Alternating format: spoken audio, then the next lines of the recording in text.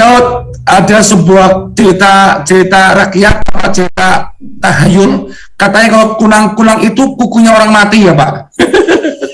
Itu hanya legenda, mitos saja. Mitos ya Pak? Jangan dipercaya. Tapi sekarang kunang-kunang jarang ada ya Thomas? Jarang ada ya Pak ya? Memang betul Pak. Apalagi saya tinggal di kota Pak, jarang-jarang nggak ada Pak. Karena jarang lihat kunang-kunang ya? Pak Daud, lihat berapa biji Pak? Hah? Lihat berapa biji kunang-kunangnya? Tadi satu ekor aja. Lihat satu ekor di kebun juga, di kebun kita ya. Kalau kunang-kunang itu, kalau kunang-kunang itu ada hubungan dengan kuasa gelap nggak Pak? Tidak ada. Itu hanya kepercayaan aja Pak ya? Betul, Thomas. Tapi sekarang lihat kunang-kunang langka kan, Thomas? Nyaris tak pernah, Pak. Hah? Nyaris tak pernah lihat lagi, Pak. Enggak, di kebun kita masih ada, Thomas. Masih ada ya, Pak Daud? Anak-anak senang sekali. Gitu ya, Pak Daud. Puji Tuhan. Sekarang Pak Kalau Daud di kebun ini banyak melihat binatang-binatang atau pohon yang jarang kita lihat, Thomas. Misalnya Pak Daud? Contohnya kunang-kunang. Kedua, ada yang namanya itu garangan. Kan agak susah. Apa tuh Pak garangan? Garangan itu yang kayak binatang mirip kayak luwak apa kucing gitu loh. Oh, iya. Kalau di kebun banyak lihat yang macam-macam, Thomas. Oh. Thomas mau tanya apa? Ya Pak Daud, tadi bicara tentang kepercayaan tahayul, saya mau bertanya Pak, apakah orang yang suka makan daging ular itu sulit Suaranya tidak jelas, Thomas. Pak Daud, apakah orang yang sering makan daging ular itu memang betul Pak, kepercayaan mereka sulit untuk kena kuasa gelap Pak? Pak Daud? Apa? Suara Thomas tidak jelas. Thomas tidak jelas. Salam Pak Daud, jelas nggak? Jelas. Ya, Pak Daud, apakah benar kepercayaan orang kalau orang makan daging ular itu memang sulit disantet orang Pak, sulit kena kuasa gelap begitu Pak? Tetap kena santet mati juga. Tidak ada pengaruh. Tahayul Pak ya? Tahayul. Yang tidak bisa disantet orang itu orang yang suka tertawa. Seperti saya ya, suka tertawa. Hati yang gembira adalah hati obat. Gembira adalah obat. Iya. Terus Pak, kalau buang sajen ke laut itu gimana ceritanya Pak? Katanya dimakan oleh ular yang di laut atau gimana tuh Pak? Itu hanya sugesti mitos. Tapi yang jelas setan suka kalau dipuja dan ditakutin. Jadi setan paling suka dipuja dan ditakutin. Kalau disegani, ditakutin dan dihormatin. Setan gila hormat. Gitu ya Pak Daud. Paham Pak Daud. Pak Daud, ada pesan-pesan Tuhan? Pokoknya kita semua tahun depan baru belajar normal, Thomas. Tahun depan pemirsa kita semua baru belajar normal sampai 2035 ya Pak.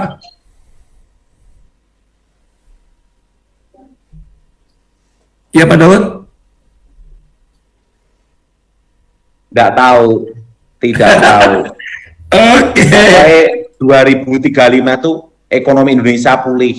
Amin. Tapi yang jelas tahun depan belajar normal. Tahun depan baru belajar normal. Nah, kapan kita menutup normal? Tidak tahu. Haleluya. Tapi yang pasti tahun depan pemirsa kita belajar normal. Artinya belum normal. Baru belajar. Thomas? Ya Pak Daud? Tahu Thomas? Ya Pak Daud. Seseorang berhasil itu bukan karena pandai atau pandai bicara atau negosiasi.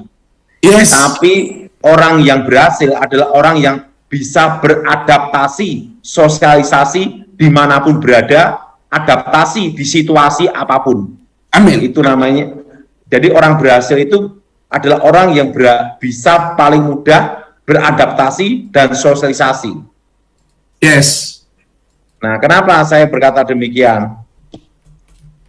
Ada kan orang yang pandai, wah pinter ngomong gini nih, begitu ketemu jenderal bintang 4, kasat gitu, kan saya pernah ngalami ngelihat, bicara aja geragap-geragap. Karena apa? Kurang beradaptasi. Adaptasi. Dulu kan waktu zamannya Pak Edi Wibowo kan, saya sering lihat-lihat gitu, Thomas. Itu ya, Pak. Jadi orang yang berhasil itu adalah orang yang bisa beradaptasi, sosialisasi dimanapun berada, dalam situasi apapun. Amin.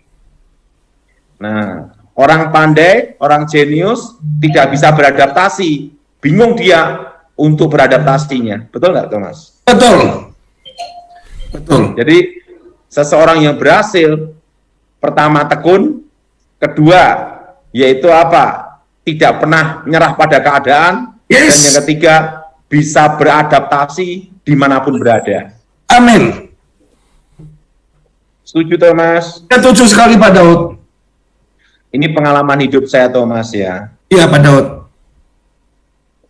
Siksaan, kesepian, penderitaan, itu membuat kita kuat. Untuk menjadi kuat, itu adalah pilihan hidup untuk dewasa, Thomas. Yes.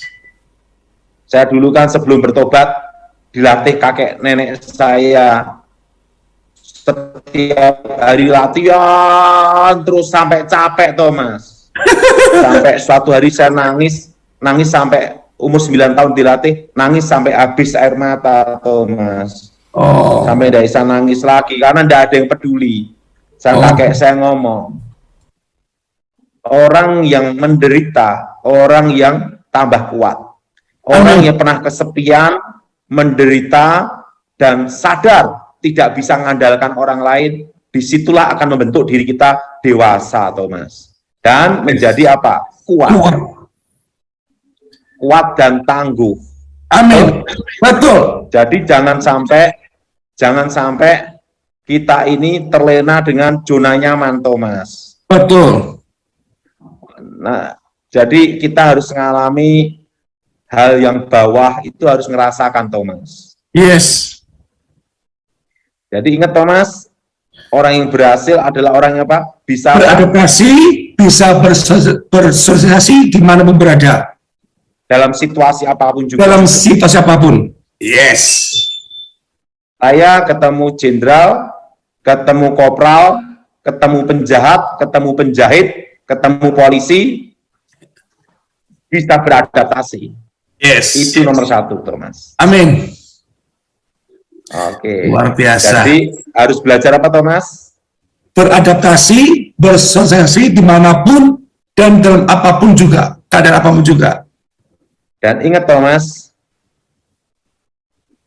penderitaan, kesengsaraan, Yes. justru membuat kita kuat. Kuat. Dan jangan menyerah pada keadaan. Yes. Dalam situasi apapun. Yes. Oke, Thomas? Pak Daud, Pak, saya tiba-tiba teringat, Pak. Kalau di Alkitab kan diceritain asal-usul firman Tuhan, doa, dan berbagai macam. Nah, kalau asal-usul bisa timbul kata-kata mantra itu gimana ceritanya, Pak? Kok bisa misalnya mantra ini, mantra itu, dengan ejaan itu gimana asal mulanya, Pak? Itu komunikasi dengan roh, namanya kontak batin. Jadi itu mantra itu adalah sandi di alam rohnya. Harus kuasa gelapnya memberikan sandinya dan kata-katanya itu. Oh, begitu, Pak. Jadi langsung dari setannya, Pak ya, yang kasih tahu, Pak ya. Iya. Jadi setiap daerah pasti mantranya beda-beda sesuai dengan keinginan setannya, Pak ya. Iya.